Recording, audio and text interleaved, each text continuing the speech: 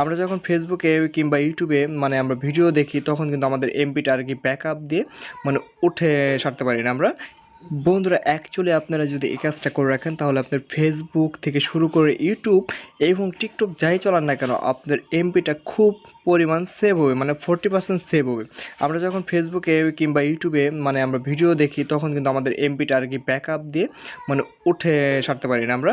তো এই ভিডিওতে আমি দেখাবো যে কীভাবে আপনারা প্রফেশনালভাবে যে এমপি সেভার মোডটা এমবি ডাটা সেভিং মোডটা এটা অন করবেন, সেটা প্রফেশনালভাবে এবং অল টাইমের জন্য। যারা নতুন দর্শক করেছেন চ্যানেলে সাবস্ক্রাইব করে রাখুন এবং ভিডিওটা আমরা শুরু করি।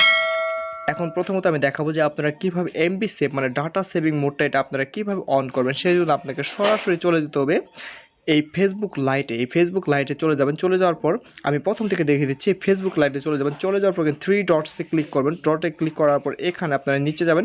নিচে যাওয়ার পর এখানে দেখতে পাচ্ছেন ডার্ক মোড। এই ডার্ক মোড অন করলে আপনার শুধুমাত্র চার্জ এবং এই চার্জ আর আপনার শুধুমাত্র ফোনেরটা ভালো ব্যাকআপ দেবে। ব্যাস, এই ডার্ক মোড অন করলে, এটা আমি অন করছি না। এখানে দেখতে পাচ্ছেন তার নিচে ডাটা সেভিং মোড।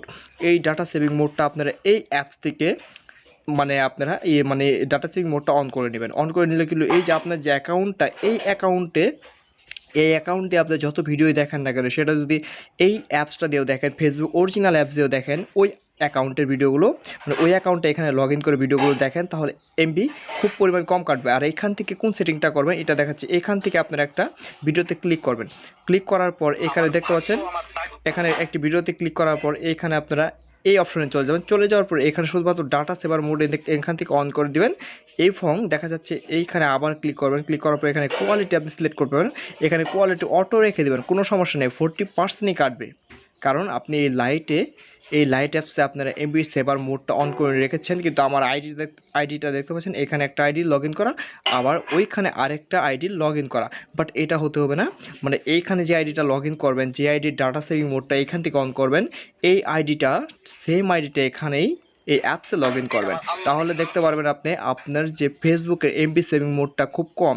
এখন আমরা চলে যাই বন্ধুরা প্রফেশনালিভাবে আমরা ইউটিউবে কীভাবে এমবি সেভার মোড অন করবো। সেই জন্য আপনারা কী করবেন, সেই জন্য সরাসরি আপনারা ইউটিউবে প্রবেশ করবেন।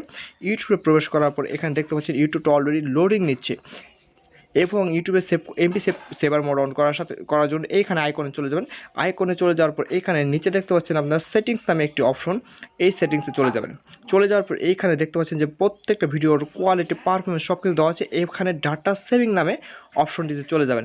এই অপশনটি সবগুলো অফ থাকে সবার ফোনে, রাইট?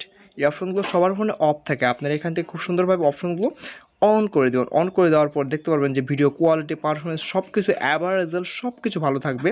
এবং আপনার যে ফোনের এমবিটা সেটা ঘাটতি হবে না এবং 40% পর্যন্ত কম কাটবে। এখানে বলা আছে যে 40% এমবি আপনি এখান থেকে সেভ করতে পারবেন। আবার আপনি এখান থেকে আরেকটা জিনিস করতে পারেন। ধরেন এখানে যদি আপনি কারোর ভিডিওতে ক্লিক করেন, এই ক্লিক করলে এখানে যদি কারো ভিডিওতে আপনি ক্লিক করেন, ক্লিক করার সাথে সাথে এখানে দেখতে পারবেন যে এইখানে এমবি সেভার মোড নামে একটি অপশন রয়েছে। আপনি যদি বলেন যে আমার এমবি সেভ আরও করা দরকার, তাহলে এখানে কোয়ালিটি আপনি দিতে পারেন। এইখানে কোয়ালিটি আপনি ডাটা সেভিং মোডে দিয়ে দিবেন। ব্যাস, এখানে ভিডিওতে কোয়ালিটি দিবেন, আবার আপনি আবার ইউটিউবে দিয়ে দিবেন। তাহলে আপনার এমবি খুব কাটবেই না।